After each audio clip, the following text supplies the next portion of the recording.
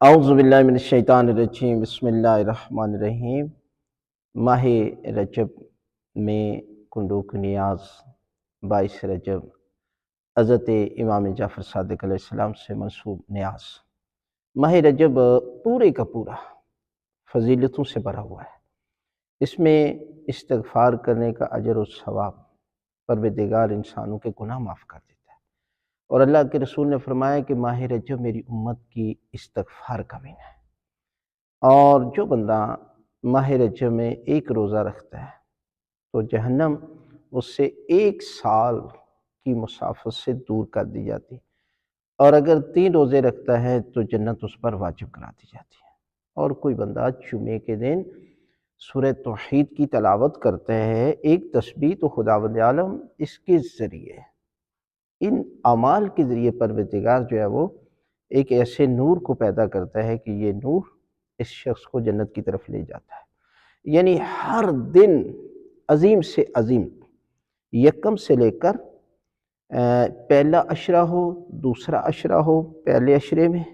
حضرت امام محمد باقر علیہ السلام کی ولادت، حضرت امام علی نقی علیہ السلام، باب الحوائج حضرت علی اصغر، حضرت امام محمد تقی علیہ السلام، اور دوسرے عشرے میں اس ہستی کی آمد، خدا کی قسم، کہ جس کا ذکر کرنا بھی عبادت، خانہ کعبہ میں آمد، یعنی فضیلتوں سے بھرا ہوا امام، خدا کی قسم، کمال ہی کمال، کہ دنیا مولا علی کے ذکر کو مٹانے کے لیے تلی ہوئی ہے، لیکن پروردگار نے ان کے ذکر کو اتنا بلند کیا، خدا کی قسم، کہ آج دنیا کے کونے کونے میں علی علی ہو رہا ہے۔ اور آخری عشرے میں جو مناسبتیں ہیں وہ 22 رجب نیاز حضرت امام جعفر صادق علیہ السلام، اور 25 رجب حضرت امام موسیٰ کاظم علیہ السلام کی شہادت، اور اسی طرح 27، یعنی یہ راتیں اور دن فضیلتوں سے بھرا ہوا ہے۔ لہذا کسی دن بھی کسی امام کے نام پر نیاز دینا کوئی منع نہیں ہے، بلکہ 3 کام ایسے ہیں کہ جن کی اس قدر فضیلت ہے کہ پروردگار فرما رہا ہے کہ یہ خالص اعمال میرے لیے، کسی بھوکے کو کھانا کھلانا، کسی ننگے کو لباس دینا، اور پیاسے کو پانی پلانا۔ لہذا نیاز، ہم تو شیعہ حیدر قرار سارے کے سارے اپنے آپ کو فخر محسوس کرتے ہیں کہ ہم جعفری ہیں، حضرت امام جعفر صادق علیہ السلام کے ماننے والے۔ سنی شیعہ یہ نیاز پکاتے بھی ہیں، کھاتے بھی ہیں، اور کھلاتے بھی ہیں، اور یہ بہت بڑا اجر ہے، اور یہ باعث برکت ہے۔ لہذا کچھ لوگ اس پر اعتراض بھی کرتے ہیں،